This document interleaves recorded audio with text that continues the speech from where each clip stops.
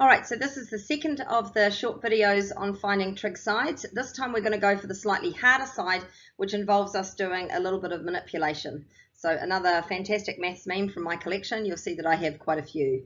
It's tragic, I know. All right, so let's get going here.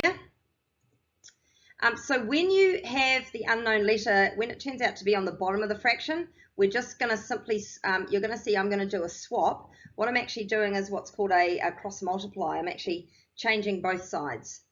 It's exactly the same steps as in finding a easier side. The only difference is that I've got to do a little bit of a swap. Again, if you've used a trig TP, this might be slightly easier for you, but there's no problem. It's very simple algebra otherwise. Okay, so this is the case I'm talking about. So if you get cos of 45 and you actually are given the adjacent and looking for the hypotenuse, you will see that the missing piece is on the bottom. What we do to do that is we do a swap. So if you have a look, what I've actually done is I have swapped these two. Can you see it? So I've multiplied up by u and I've divided by cos 45. Okay, so that is all I have to do here, and then I can literally in my calculator go 13 divided by cos 45 equals, and the hypotenuse will pop out. So let's have a look at a little example here. Again, the same rules apply. I need to label carefully. That is the hypotenuse, that is the adjacent. All right, according to that 30-degree angle. There we go, cos of A equals A over H, exactly the same. Fill in the information I know. All right.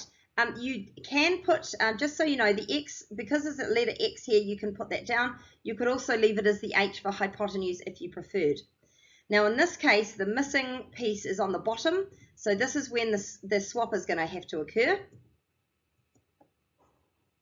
It's interesting, it doesn't want to, oh, there we go. So what's happened is I have simply swapped these two. All right, so change their place. The X has multiplied up and the cos 30 has multiplied down. At this point, I can run it through my calculator in one short step. Second example for you, here we go. We've got, this time we've got an angle of 25. Again, labeling that hypotenuse. This time I've got the opposite side. Okay, so I'm going to use sine. Fill in the information I know. You'll see that the variable is on the bottom, so I know what I'm going to do is I'm going to swap the place of these two to get the m on its own.